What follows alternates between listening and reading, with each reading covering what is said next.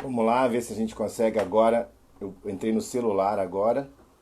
Vamos ver se a gente consegue falar com o Valentim. Estão me ouvindo, gente? Só fala aí se está me ouvindo. Como é que tá o som chegando? Conseguem me ouvir? Estava sem som, a live do Valentim acabou de ser interrompida e eu quero voltar a falar com ele, né? Me despedir dele e deixar algumas perguntas que ficaram aqui na dúvida para ser respondido agora. Então, sempre meio-dia vai ter gente legal aqui, tá? Geralmente segunda e sexta. Hoje foi uma exceção. A gente está aqui com essa live nesse horário, tá? Deixa eu botar aqui pro Valentim com ele. E domingo, tá? Sempre que tiver necessidade, a gente vai ter uma live mais diferenciada no domingo. Então, que bom que foi com o Valentim, que bom que ele tá de volta. Então, Valentim, o almoço às vezes é maior do que a gente espera, né, cara? A conversa é boa. Ah, sem problema, vamos embora. Enquanto tiver internet, a gente tá falando. E eu tava dizendo para eles aqui antes, cara, nesse tempo de pós-verdade, ouvir especialista falando é um momento que a história está reconhecendo. Para quem é muito novo, está achando que isso é algo normal, né? Mas não era. O acesso aos bons profissionais foi por muito tempo, eu sei que ainda é, mas foi por muito tempo uma espécie de prova que você era elite. E hoje a gente está ao vivo aqui, esperamos que pessoas que não teriam acesso a Olha que, você... olha que pessoa incrível que acabou de entrar na live, doutora Denise Carvalho. Depois eu vou te passar o perfil dela para você seguir. Que É bom, que bom. brilhante, uma médica gastroenterologista. Brilhante, brilhante, brilhante. Mas Denise, continua teu raciocínio. bem-vindo. O raciocínio é esse, que a doutora Denise, você, pessoas expert no assunto, estão divulgando verdades. Porque se a gente não ouve a verdade, a pós-verdade vira verdade. Então, vamos voltar lá, Valentim, para a gente levar a live ao fim, né? E climatério. Que você, eu perguntei sobre o climatério, você disse que Não é não minha, não é é minha, não é minha área de atuação. isso. E a gente estava falando no finalzinho aí sobre odontologia, sobre os alimentos mais saudáveis. A gente E complementou um pouco, falou sobre os alimentos com uma carga alta de açúcar. A gente estava discutindo o doce, discutiu meio rápido, né? O conceito do doce, né? Por exemplo, a gente está vivendo isso com o cigarro agora. Você parou com o cigarro eletrônico, você parou com o cigarro de tabaco e agora substituiu pelo cigarro eletrônico, mas que está causando outro tipo de mal, né? Você isso. vai falar para mim, Valentim, mas aí eu tirei o açúcar, tá? Não vou eu não vou ter pico glicêmico, vou usar um adoçante que não me dê pico glicêmico, então você vai ter outros problemas, você vai ter alteração da microbiota, isso não é natural, Uhum. tá? Eu acho que é importante você atacar o problema. Por que que você tem um vício num sabor que não existe? Ótimo, ótimo. Tá? Uma questão muito importante para o dentista, por exemplo, é uma realidade que eu vivo. Ó. Eu uso aparelho. Isso Uhum. aqui, o aparelho, ele muda muito a biodisponibilidade do alimento. Uhum. Uhum. Né? O dentista e o nutricionista, eles têm que ter um trabalho integrado do ponto de vista que eu acho muito importante para o dentista chegar e orientar. Né? O dentista é um profissional de saúde, ele é um agente Perfeito. promotor de saúde.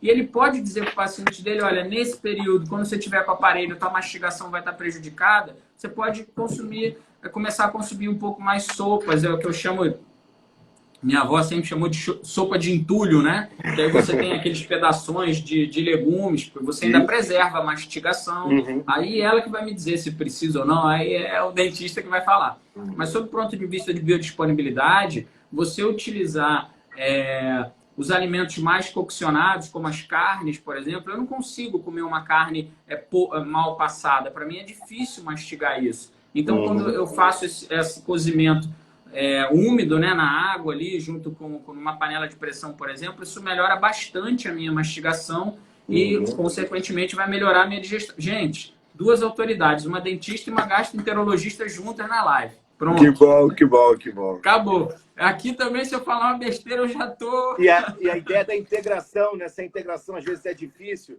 Eu tô com a Camila, fisioterapeuta, o Leonardo, fisioterapeuta, a galera arrasando na nossa profissão, interagindo com as médicas e dentistas que estão aqui. Sou casado com uma dentista. Interagir é crucial, cara. Se a gente não aprender junto, a gente acaba esquecendo que tudo se liga a tudo, né? Como é que tá meu áudio? Eu tirei o fone. Estou me ouvindo igual? Tá ótimo, tá ótimo, bom. Tá ótimo.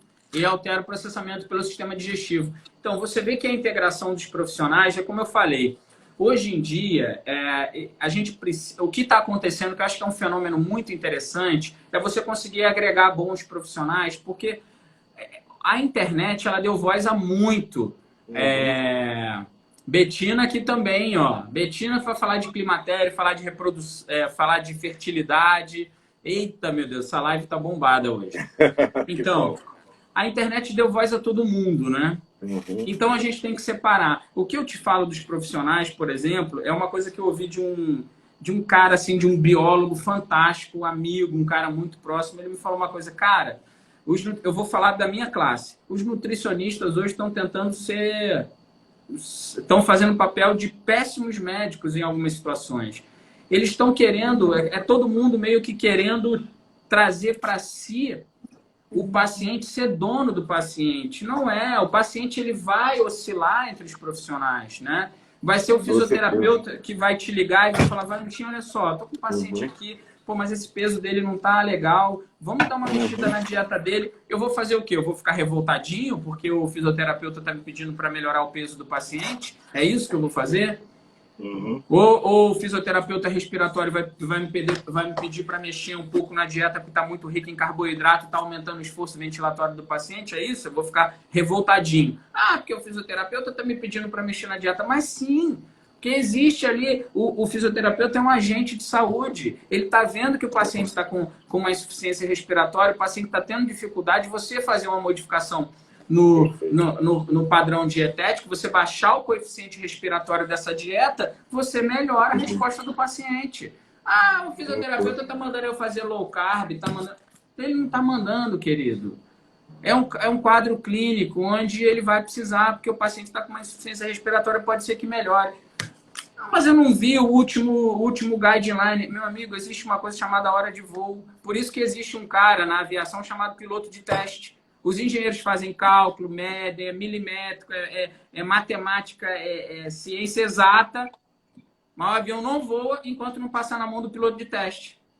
Entende isso? A gente não abandona a ciência. Eu não preciso abandonar a ciência e desqualificar o engenheiro. Falar, não, engenharia não vale nada, o que vale é o piloto de teste. O engenheiro faz tudo, calcula, coloca modelo, túnel de vento, babá. Aí chega um sujeito lá, o Tião, que está lá na Boeing há 30 anos, tem 5 pilotos de teste lá, fala, me dá o avião, deixa eu botar esse troço para subir. Chama o engenheiro e fala, esse teu túnel de vento aí não está muito bom não, porque está entrando uma vibração na ponta da asa, isso e aquilo, o engenheiro vai lá, não, conserta e voa. Você vê, um dos maiores pilotos de Fórmula 1 do mundo, por que ele era tão bom? O Michael Schumacher, porque ele regulava muito bem o carro. Ele trocava muito com os mecânicos, né? Então, o Schumacher era um cara muito bom. Isso é uma característica de muitos pilotos. O que é? Ele sentia o carro. E, meu amigo, motor de carro é física, é matemática pura. Perfeito, então, a gente precisa dessa integração, né? Dentro da área da saúde, precisa dessa integração e sem vaidade. E a vaidade, ela vem muitas vezes por conta da insegurança. E a insegurança vem por conta da ignorância. Porque a hora que você aprende que você não é um ser único, que você não detém todo o conhecimento, né? Aí você deixa de ser, aí você vira um ser evoluído e começa a ouvir, a aprender. Porque a partir do momento que você deixa de ouvir, deixa de aprender, acabou, meu amigo, né? E toda vez que você encontra um profissional que é inseguro, ele é contra a integração. Quando você encontra um profissional seguro, quando você pega o Renatão, doutor Renatão, fisioterapeuta, Eu acho que, Renato, eu te juro, cara, eu queria ser você algumas vezes, né? Você chegar num lugar com um crachazinho de fisioterapeuta, teu jaleco meio assim e tal, aquele jaleco largadão que você usa. Será que às vezes tu não dá vontade de puxar a carteirada e puxar, eu sou pós-doutor no Imperial College? Não, não dá uma vontade de dar a carteirada. O meu serviço tem que falar por mim. Essa é sempre bicho, deve ser muito divertido, a seu visão Renatão. que eu tenho. Chega com o crachazinho pendurado, fisioterapeuta, e encontra um ou outro mais arrogante, aí puxa o crachá, né? Qual o título que o senhor quer? De mestrado, doutorado ou de pós-doc? No Brasil ou no exterior? Temos aqui, temos pós-doc na Inglaterra, temos doutorado no Instituto de Bioquímica Médica no Brasil, temos mestrado também, temos publicações, mas se puder, eu posso só usar o meu de fisioterapeuta e fazer o meu trabalho, né? Uhum. Eu acho que isso ia ser bem divertido.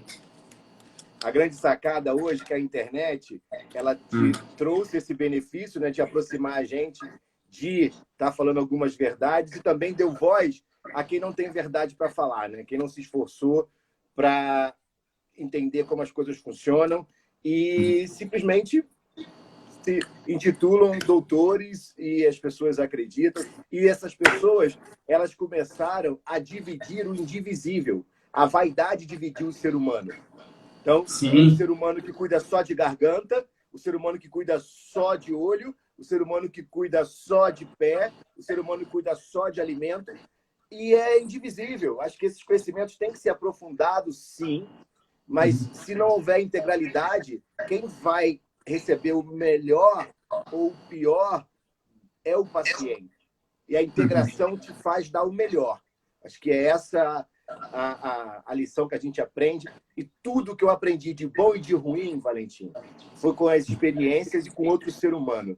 Se você não tem uma relação com um ser humano boa, se você é enclausurado, se você é isolado, se você não aprende por pré-conceitos, quem vai receber menos é seu paciente. Essa é a grande dificuldade que o estudante tem hoje. E já no primeiro período, eu pergunto para eles, né? Dou aula para medicina, dou aula para nutrição, para odonto. Eles já sabem no primeiro período o que querem ser.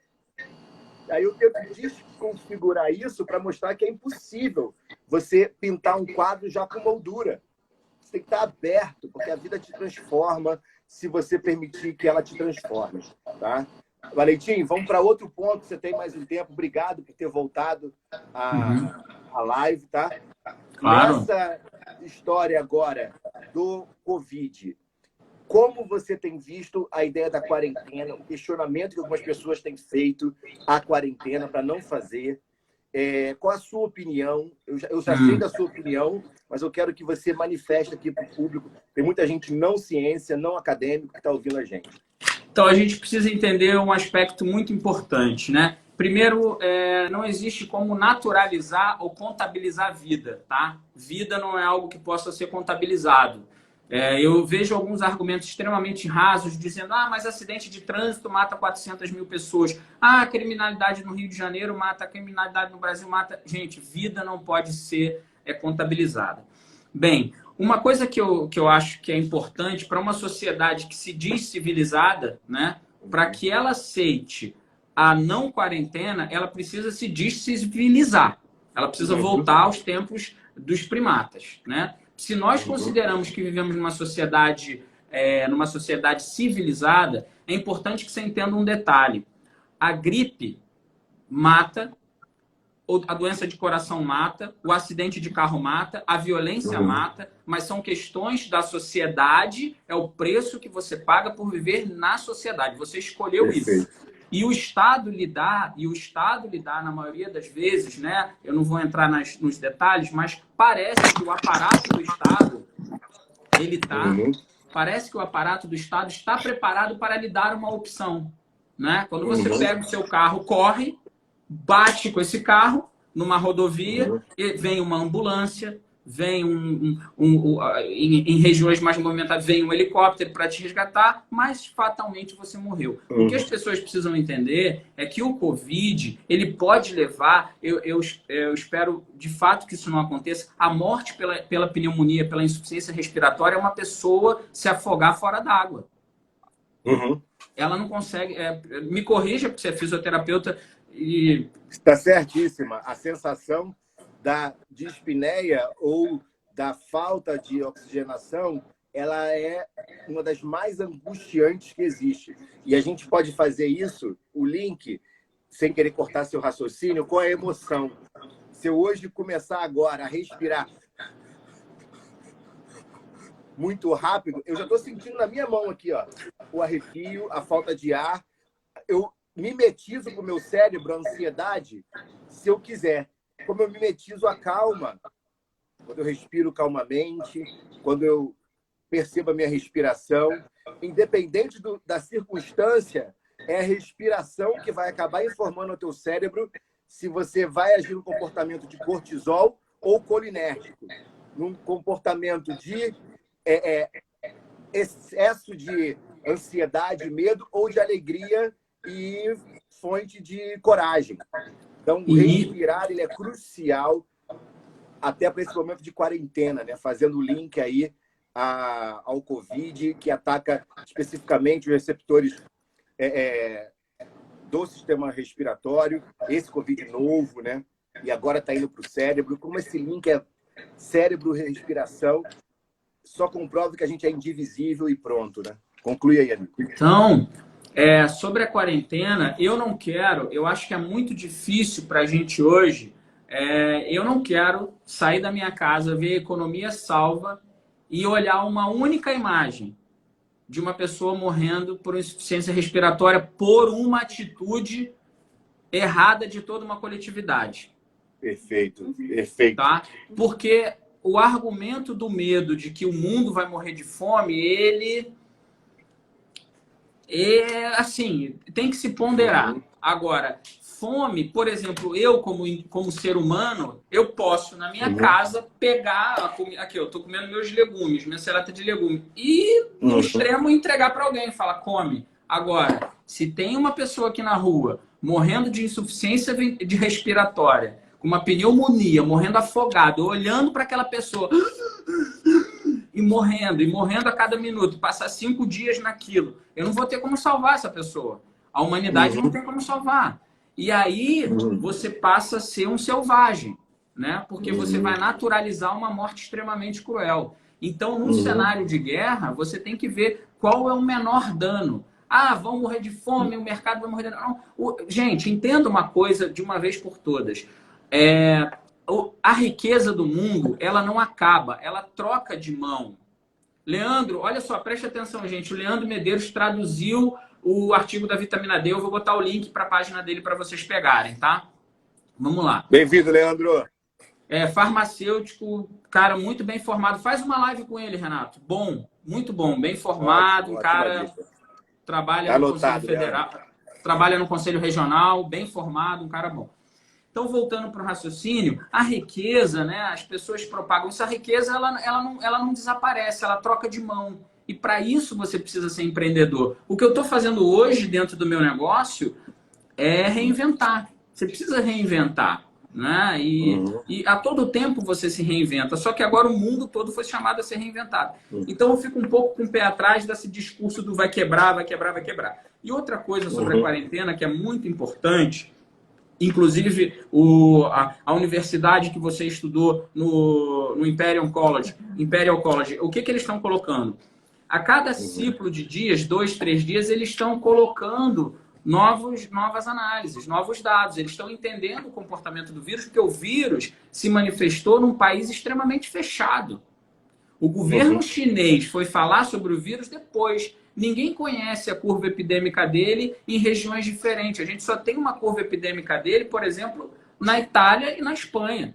Aquilo ali que você está vendo e alguma coisa agora nos Estados Unidos e países ocidentais, que tem características diferentes, cada um deles. A gente está em temperaturas diferentes, a gente tem prevalência de idosos diferentes, a gente tem populações diferentes. Então, o que o governo brasileiro está fazendo muito bem, o ministro da Saúde, é entendendo dia a dia como que é o comportamento do vírus. Como é que ele se comporta? Na dúvida, sai todo mundo. Na dúvida, baixa o risco de contaminação. O que ele fez, o lockdown horizontal, é uma atitude corretíssima quando você não conhece o inimigo. Eu acredito Perfeito. que nas próximas semanas você vai começar a conhecer. Aí, tranquilamente, o ministro vai falar, gente, a medida é o seguinte, eu vou liberar um pouco da população, mas eu vou precisar aqui higienizar todos os vagões de trem.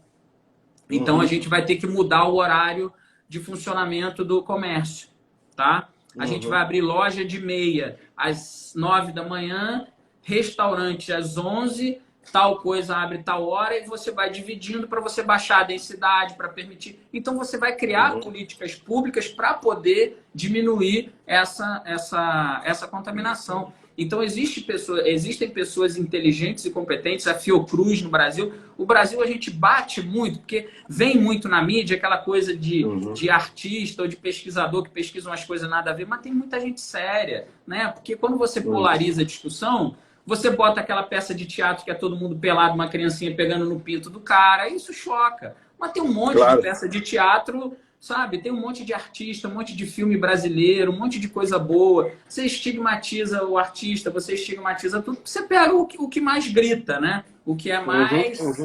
Mas tem muita gente séria trabalhando. Você teve uma brasileira, né? O sequenciamento do vírus aqui no Brasil foi feito por uma brasileira, né? Tempo recorde. Oi? Em tempo recorde. Em tempo recorde. Brasileira, aí eu vou passar rapidamente.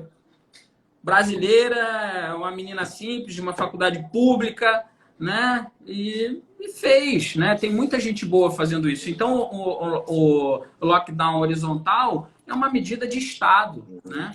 Você não pode assumir o risco de ter na rua 100 mil pessoas morrendo afogadas. E você vai ter que chegar numa porta de um hospital, olhar para a rua e falar: quantos anos tem esse aí? 85. Não tem jeito, deixa. Mas como é que vai fazer?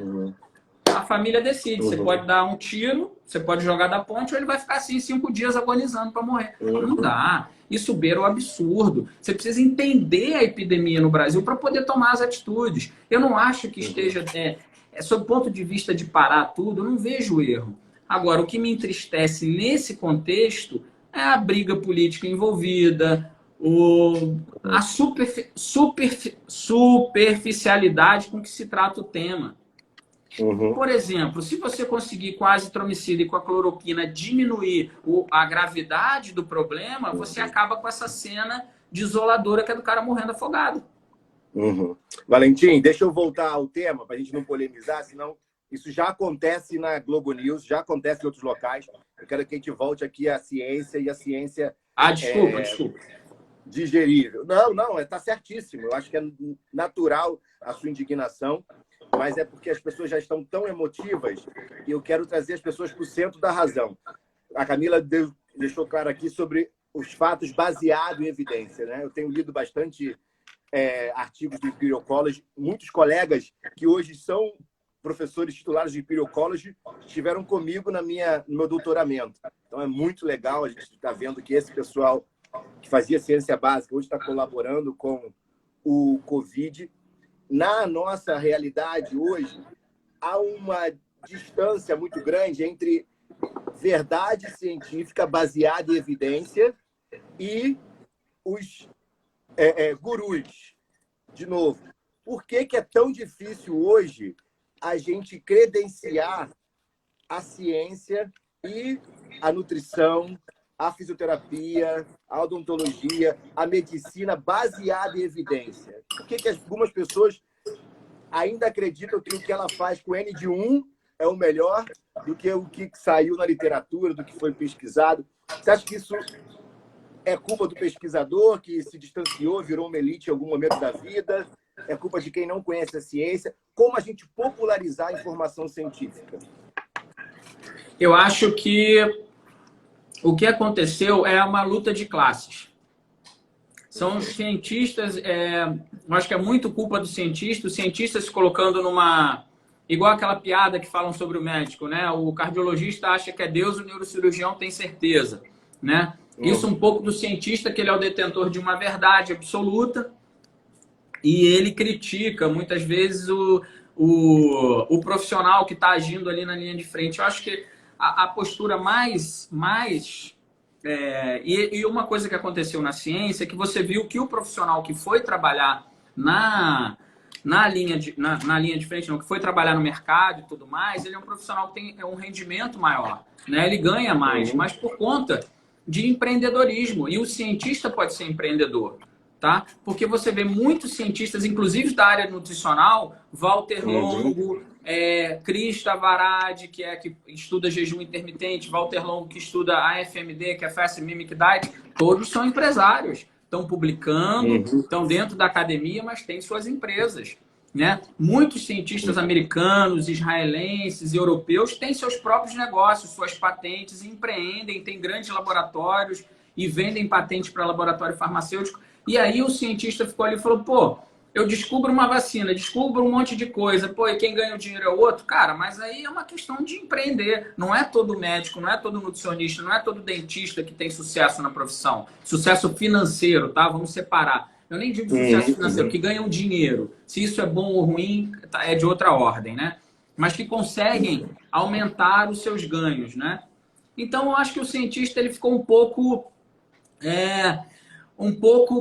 meio chateado com essas coisas e atacando. Não, ele tem que acolher. A coisa mais interessante que eu falo hoje para um laboratório de pesquisa, né, que todo mundo quer, por exemplo, cadê...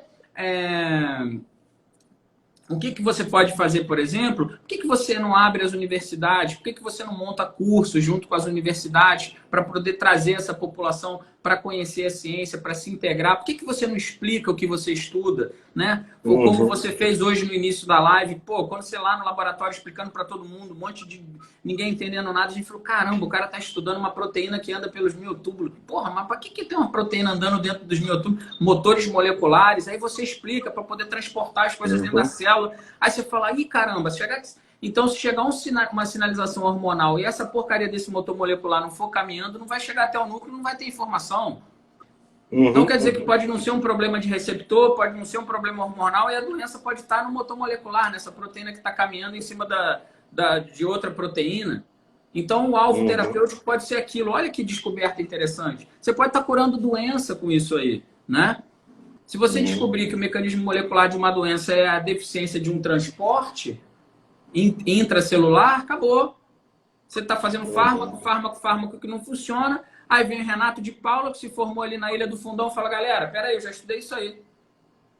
Essa molécula que vocês estão fazendo, ela precisa ser transportada. Então você pode ter um problema na proteína, porque parte da sinalização que vocês estão dando aí está inibindo o transporte. Então você dá a molécula, mas ela não consegue andar dentro da célula. Então você tem que colocar uma outra droga para estimular que ela ande. Então acho que parte de culpa disso é da ciência, porque ela se elitiza demais. Né? Então, impressionar não é comunicar. As pessoas confundem impressionar o público com informar o público. Né? Você atribui muito valor a coisa que é difícil. Né? É muito difícil. Patente é um debate longo. Como equilibrar o incentivo à pesquisa e o acesso a essa tecnologia para quem precisa? Cabe discutir a várias dimensões desse tema. Leandro, mas eu acho que é uma coisa que é simples de você resolver. Pega a iniciativa privada, libera a iniciativa privada para colocar dinheiro dentro do laboratório, porque você vai fazer um plano de carreira para o cientista. Ele vai saber, por exemplo, uma indústria farmacêutica vai chegar para você, por exemplo, Renato, vai falar, que interessante, você estuda mecanismo molecular, eu estou desenvolvendo uma molécula aqui, assim assado, então a gente vai injetar dinheiro no laboratório para que vocês possam estudar isso para a gente. Né? A descoberta empírica também. A famosa integração. A integração ela não precisa ser só entre os colegas da saúde. É a integração com a sociedade, né?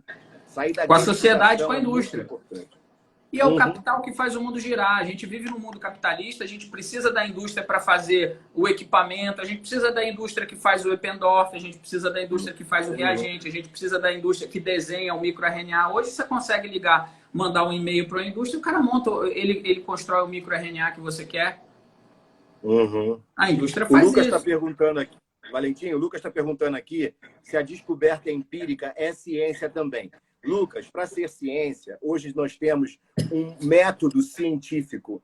Se não passa pelo método científico de hipótese, pré-teste, método e pesquisa, validação da hipótese, pós-teste e, principalmente, que esse dado seja reproduzível, não é ciência, tá?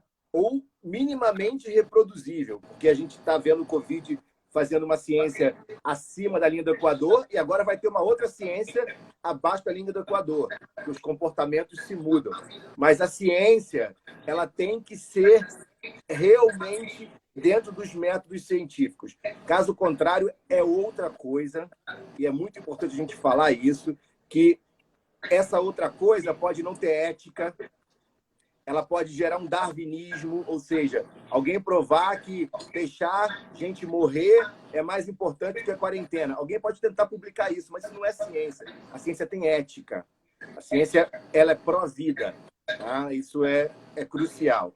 E outra pergunta que já surgiu aqui, para a gente voltar à história da nutrição, é qual é o grupo de alimentos que baixa a imunidade e o grupo de alimentos que aumenta a imunidade? Dá para dizer que tem alimento que baixa a imunidade, Valentim?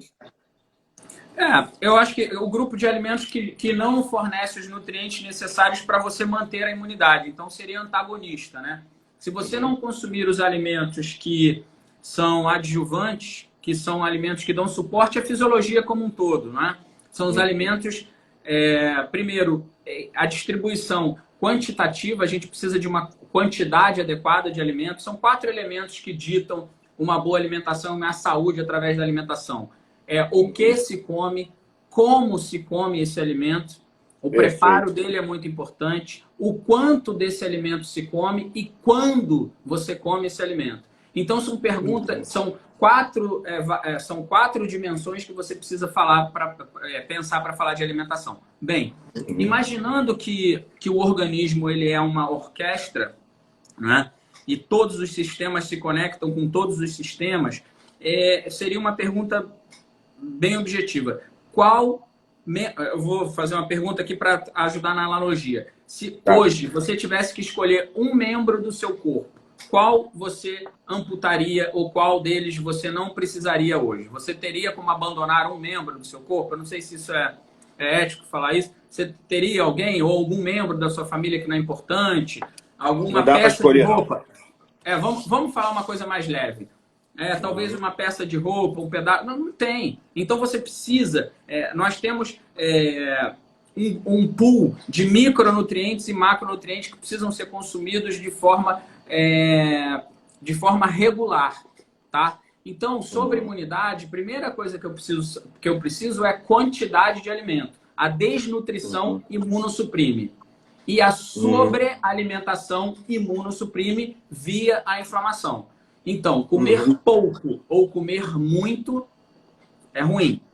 Bem, micronutrientes. De onde eu consigo os micronutrientes? Eu consigo de uma alimentação balanceada, tá? E como que eu consigo os micronutrientes? Indo buscar os alimentos fonte. Quem são os alimentos fonte? Eles estão claros, estampados na nossa cara. Você olha para os alimentos, você vai encontrar grupos de cores.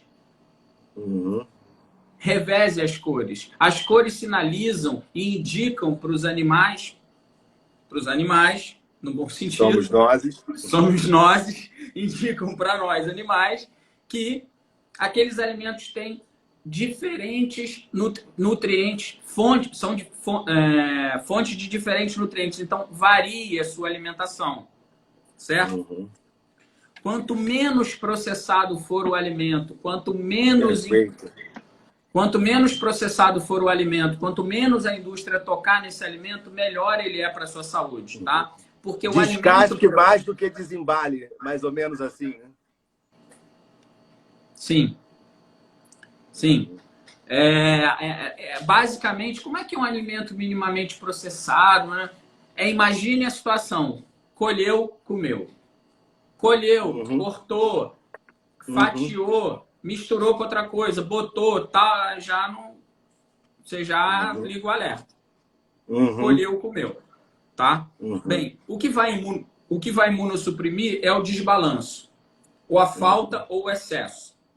Falando quantitativamente. Uma outra coisa que vai imunossuprimir, o tempo, o quando se come. Comer durante muito tempo ao longo do dia, começar às 7 da manhã, terminar à meia-noite, né? Abrir uma janela alimentar muito grande, isso também não é positivo para a gente. Então, diminua a sua janela alimentar.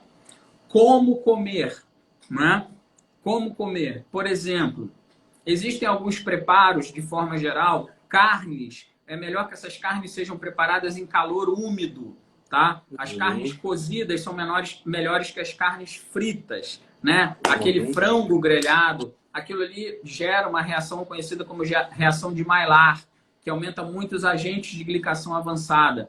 Então, na dúvida, vegetais, vapor, carnes, calor úmido, ensopados e é isso, tá? Vegetais, vapor. Por que vapor nos vegetais? Porque os vegetais têm muitos nutrientes hidrossolúveis que vão embora com a água, tá? Então é isso. Rapaz, eu botava tudo na airfry.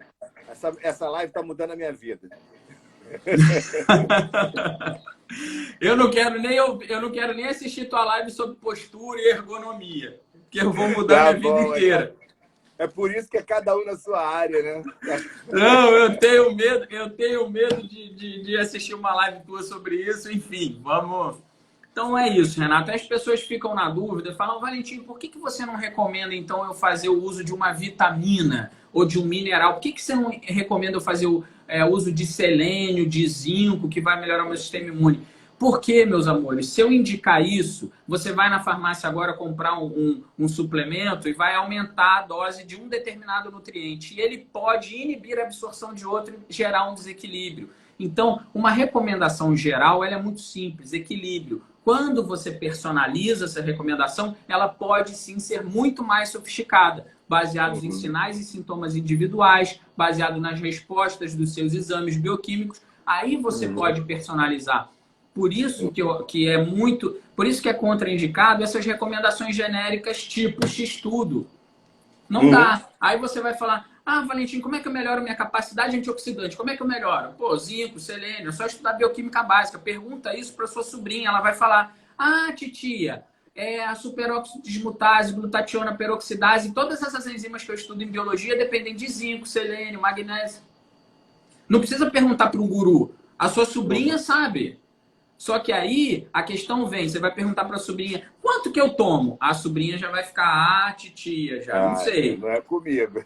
Aí não é comigo. Perfeito. A dosagem e a necessidade prévia elas são cruciais. Valentim, outro link que eu quero que você converse com a gente, eu vou te sugar ao máximo, tá, irmão? Tem muita gente fazendo pergunta interessante aqui e eu quero estimular mais perguntas interessantes. Essa quarentena serviu para isso. Para eu ter tempo e o Valentim ter tempo. Qual é a realidade hoje de pessoas que conseguem cuidar melhor de um carro, ou seja, ele sabe que tem que trocar óleo na hora certa, ele sabe que não pode parar num posto de gasolina ruim, ele só para no posto de bandeira, ele dá a gasolina para o carro, mas não dá água, porque ele sabe que o manual que o álcool ou a gasolina, se o carro for flex, é o único combustível. Por que a gente tem tanto... consegue entender que um eletro ou um carro deve ser cuidado da maneira correta e não entende que a gente tem um manual básico também? Essa ideia que o que a gente come transformará até os nossos pensamentos. Aí eu faço o link. Pensamento e comida tem a ver... Pensamento e psicologia e comida interagem? Você tem aí dificuldade, às vezes, algumas pessoas aderirem à dieta, você fala assim, filhão, vai no psicólogo e depois vem? E aí, o que você tem a dizer? Quando é que você aprendeu que fogo queimava? Sentindo, né? Quando é que você aprendeu que fio desencapado dá choque? Muito experimentando. Isso a gasolina, por exemplo, quando você coloca a gasolina, se você botar água no carro, ele não liga, não anda. Não A questão com a saúde, com a alimentação, é porque ela desenvolve as doenças crônicas. E é muito louco você pensar nisso, que você, a cada dia que passa, você não consegue contabilizar isso de uma forma legal, assim, de uma forma geral. Todos os estudos, né, mais robustos, estudos populacionais robustos, Lancet, saiu agora, Nature, 2018, que mostram a expectativa de vida. O Leandro tem uma pergunta aí depois você pega. Eu vou responder o Leandro, muito boa. Tá. Para ele como eu tô. todos os estudos que falam sobre longevidade, né, que é uma coisa que a gente busca tanto, que os alquimistas buscavam, que é a longevidade, todos os parâmetros para aumento da expectativa de vida dos indivíduos passam por cuidados básicos de saúde. Cuidados como manter o peso adequado, o IMC adequado, não fumar, fazer atividades físicas regulares. São coisas tão simples. A hora que o paciente entender que o que ele faz hoje vai contar lá na frente, é como fazer uma pergunta, eu acho que tem que ser mais objetivo para o paciente, falar assim, você quer viver até quantos anos? Ele vai falar, eu quero viver o máximo que eu puder. Tá, então vamos supor que a gente tem uma expectativa de vida média no país hoje de 85 anos. Se você se alimentar bem, você vai até os 85, tá? Se você se alimentar, cuidar de saúde espiritual, mental, você vai até os 85. Caso contrário, provavelmente você vai até 70, 75 anos. Se você quer continuar comendo hambúrguer, hambúrguer de baixa qualidade, se alimentando mal, dormindo mal, é porque não é algo palpável. Né? A saúde, você só dá valor, Renato, quando você infarta. Quais são os melhores pacientes? Quem são os pacientes mais saudáveis e que vão viver muito bem? Aquele cara que infartou com 40 anos.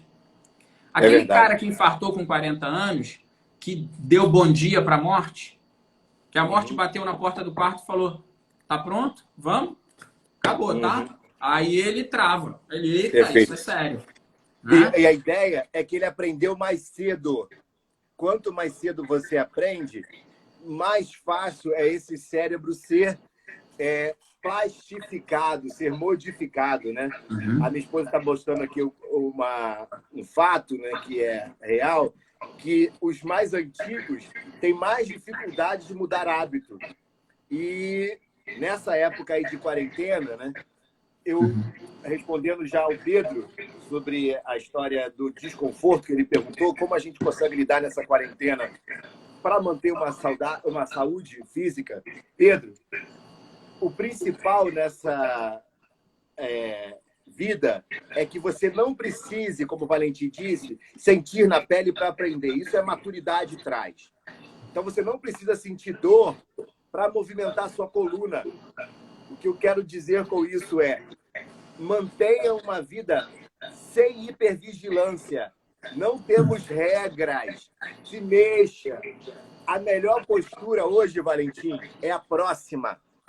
Se a gente ficar nessa live aqui o tempo todo, eu já virei para lá, já vim para cá, já saí. Mexer é crucial. Movimento é o que evita a dor. A maioria das dores de coluna, elas acontecem porque há uma região da coluna que mexe e outras que não mexem. O que gera dor é a região hipomóvel. Um bom fisioterapeuta vai avaliar e saber qual é a região hipomóvel que faz pouco e dar movimento a ela novamente. Dar movimento a ela quer dizer eliminar a dor, que às vezes nem era ali. É isso aí. O melhor mexer, Valentim, é todo assim, ó. Olha para baixo, olha para cima, vai lá embaixo com a coluna, vai lá em cima com a coluna. São os movimentos dentro dos nossos planos, que eles são feitos para nos manter simples. Desconfia de quem complica. Eu até gosto das posturas complicadas aí do Tai Chi, do Yoga, que tem comprovação científica, mas não são eles que resolvem. O que resolve é movimentar. Então, na quarentena, crie um hábito para evitar que a ansiedade entre em ação e crie uma rotina. A rotina é crucial. Uma coisa que eu tenho gostado muito é abrir meu bloco de notas e botar as minhas tarefas da quarentena. Tenho que falar com o Valentim, tenho que almoçar, tenho que falar com o pedreiro e começar a ticar as coisas que eu fiz. Esse prazer da tarefa você tem no dia a dia. E se você não quiser ter ansiedade, faz uma lista e faz o checklist fiel. Você vai ver que delícia é cumprir uma tarefa que você anotou. Porque às vezes você cumpre a tarefa, mas você não tinha anotado ela e ela não te dá o sistema recompensa lá no cérebro que, nossa, eu consegui. Então você consegue ter pequenos superpoderes. Costumo falar para meus pacientes, né? Todo mundo que tem um corpo é um atleta. Então se trabalhe como um atleta, tenha a disciplina de um atleta, tente progredir como um atleta. Então, uma vez que você consegue ter disciplina, até para a dieta, você troca disciplina por emoção. Porque uma vez que você quer fazer algo, eu até acredito que a inscrição numa maratona ela é válida, marcar de nutricionista é válido, marcar de fisioterapeuta é válido, mas se isso for pela emoção, no dia da consulta você não vai. Ai, hoje está chovendo, hoje eu não estou mais animado. Mas se você é disciplinado, você vai porque sabe que precisa. O link todo que eu fiz foi: é mais difícil prescrever uma dieta para os idosos do que para os mais novos? Se o idoso o cara mais tiver passado por algum processo mais, como se diz, por um processo, por algum acometimento de alguma doença mais pesada, assim, se ele tiver essa consciência de que a alimentação pode salvar a vida dele, ele é um bom paciente. Mas o idoso que você vai prescrever uma dieta por saúde geral, não. Ela é diabética e vai continuar comendo o cuscuz dela de manhã e cheio e o leite com açúcar. É difícil. É uma população mais difícil. O jovem de meia idade, a gente tem um argumento estético, né? A sobrevivência dele é ele estar em boa forma para conseguir atrair um parceiro ou uma parceira. Então, a saúde é muito... Para o jovem, ela está muito relacionada à estética. E isso acaba sendo um ponto a favor do nutricionista, né? Que você está ali, o cara está querendo buscar um corpo. E muitos, nesse intuito, às vezes, seguem caminhos que embelezam o corpo e apodrecem a saúde, né? Mas, de forma geral, o jovem ele poderia ser mais... Embora ele é muito cíclico também, né? A vida está muito agitada. E é importante o indivíduo entender que o equilíbrio é uma palavra muito bonita, mas ela é pouco real, né? Existem fases da vida que você depende do desequilíbrio para poder consertar algumas coisas. Por exemplo, isso aí. É o estresse que dá o passo. Você vai desequilibrar algumas áreas da vida. Você não vai conseguir fazer a tapioca com chia, purpurinada, com creme. Não vai dar. Você vai comer ovo mexido com banana e vai sair fora para trabalhar. Então, existem dimensões da vida que você vai estar muito mais focado em algumas áreas, em outras áreas. Agora, você pode criar também um limiar, né, de onde você não ultrapasse. Tipo, eu não vou fazer uma alimentação toda refinada, mas também não vou cair daqui. Você pode começar a colocar seus patamares. Isso é uma coisa importante de estar dado com o paciente. Fala, cara, olha, tá no momento de fato de você fazer 4 refeições, todas perfeitas, com saladas, blá, blá, blá, blá, blá. O cara vai falar, cara, não. Então, beleza, come vegetal que já resolve. Ah, mas eu não preciso comer alface, bicho. Não é que não precise. Você precisa de fibra. Mas tem como comer uma cenoura cozida, uma abóbora, uma vagem cozida ali na marmita? Ah, tem. Então, beleza, vai. Né? Você pode minimizar o dano. Isso também é uma estratégia que precisa estar clara. Aí ele vai chegar no período, por exemplo, cara, agora é carnaval, quero dar aquela trincada e tal, aquela coisa mais. Então, vamos lá, vamos pegar uma coisa mais... Isso tem que ser dito. Mas o paciente mais velho, o mais idoso é mais difícil, tá? Depende da... Meu marido de 85 anos, fumante, aneurisma, bexiga, fratura de fêmur, não muda. Esse aí precisa saber que ele é exceção, tá? Ainda que ele tenha chegado a essa idade, a maioria nem chegaria com esses hábitos.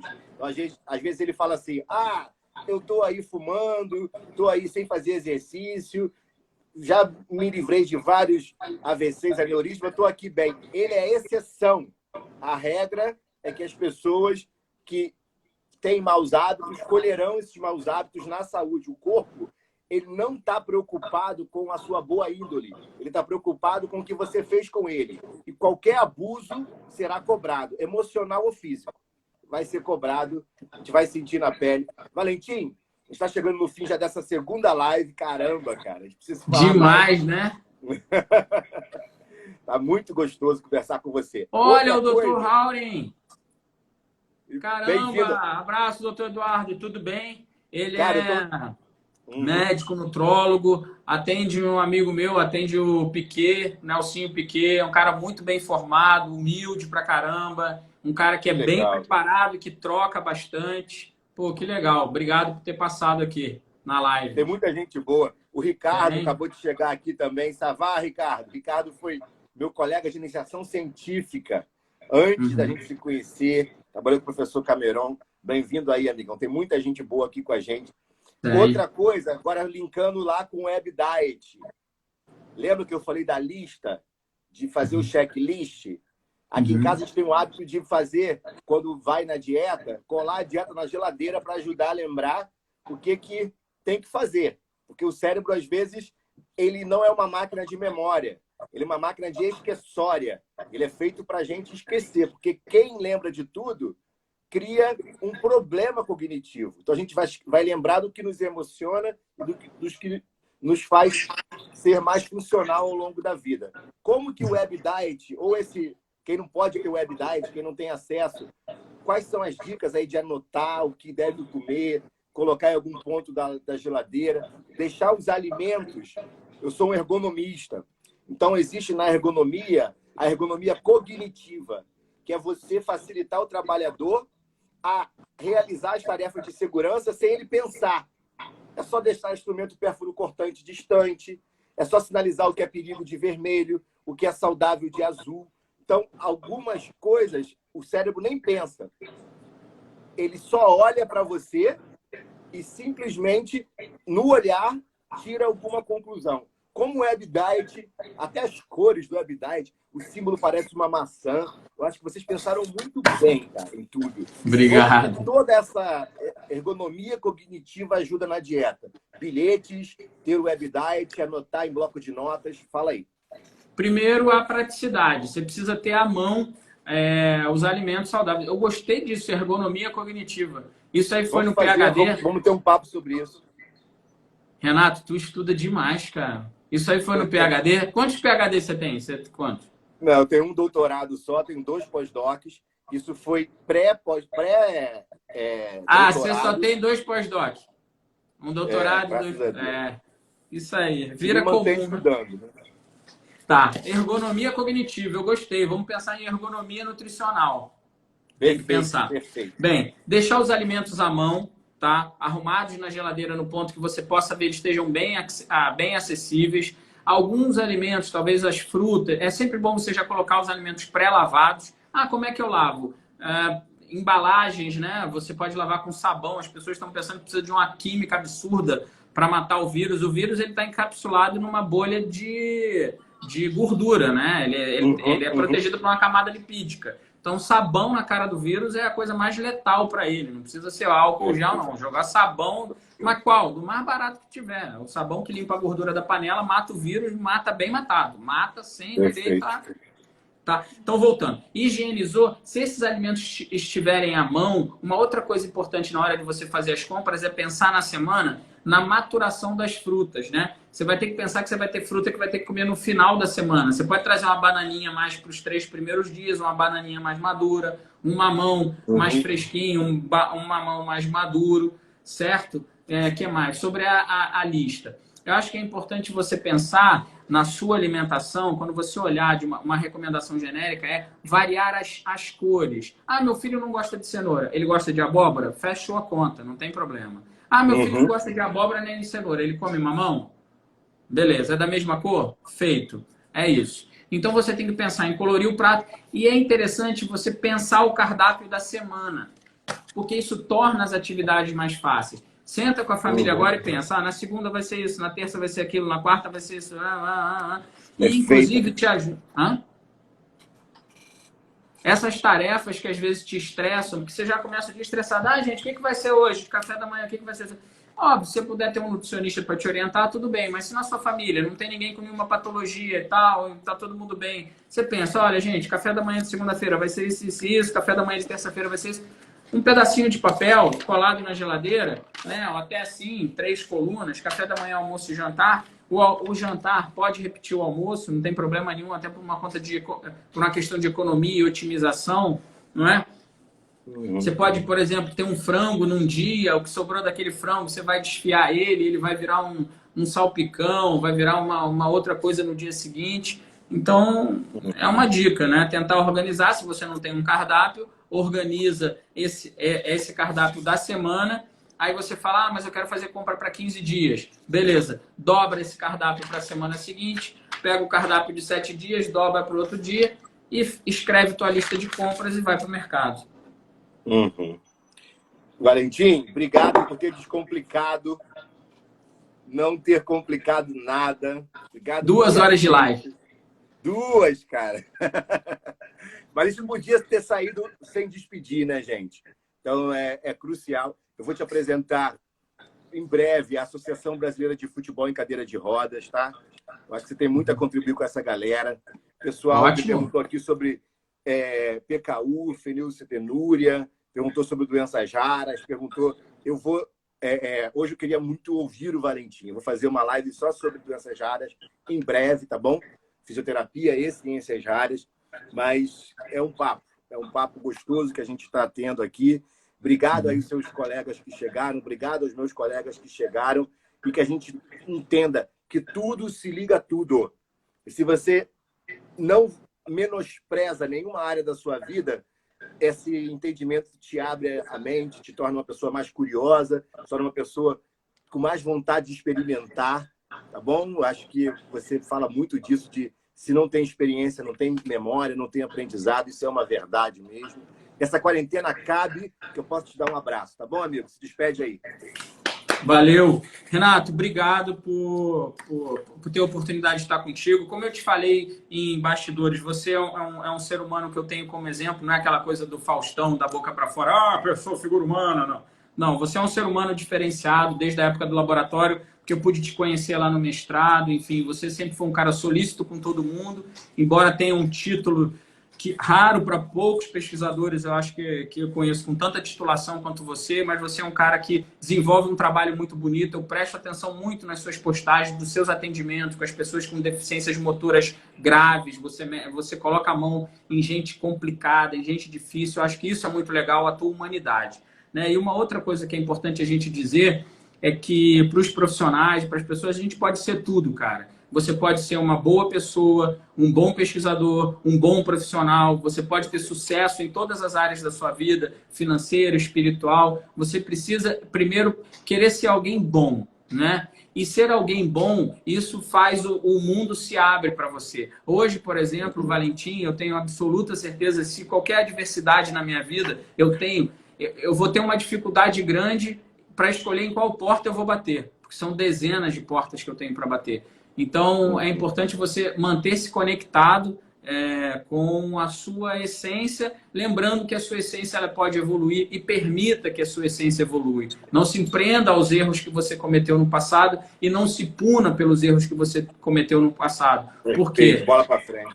Bola para frente, porque você é só um ser humano e você é capaz de ser tudo o que você quiser. Então, existe essa questão. Você tem a habilidade de ser tudo o que você quiser, embora você seja só um ser humano, né? E passível de falhas. Então, isso eu acho que é bem importante estar na cabeça de vocês. As dificuldades, elas servem para fazer você enxergar algo diferente. A vida estava muito rápida. Estava tudo passando muito rápido. E esse sentimento... obrigado, doutor. Esse sentimento de você desacelerar um pouco a vida é muito importante. Calma, observa, aprende. Nós estamos vivendo um fato. E um fato tem vários lados. A gente não está vivendo o fim. A gente está vivendo a nossa jornada, a nossa missão é essa. A gente veio na Terra para passar por desafios. Esse é um que veio para todo mundo ao mesmo tempo. Que bom que todos estão sofrendo juntos, que todos podem se ajudar juntos. Então, a força para sair desse desafio é muito maior, porque é o coração, o sentimento de todo mundo querendo sair. E a última dica geral, pessoal, vamos deixar para falar sobre política, sobre opinião depois. Pense nas pessoas, Boa. Pense no ser humano. Pense que depois a gente resolve. Se é mito, se é Lula, se é isso, se é aquilo. Depois a gente resolve. Vamos pensar que, dependendo da atitude que você tomar hoje, do que você falar hoje, de forma equivocada, você vai assistir as pessoas morrendo sufocadas nas ruas, porque elas não vão conseguir atendimento médico. Isso não é para criar pânico, é para trazer uma reflexão. Dia a dia, as notícias vão mudando e a gente vai aprendendo a como lidar com o vírus. Nós estamos aprendendo. Ninguém tem certeza. A própria universidade do professor Renato, lá na Inglaterra, já soltou uma outra previsão, mas uma previsão melhor, menos drástica, um cenário um pouco melhor. Quem sabe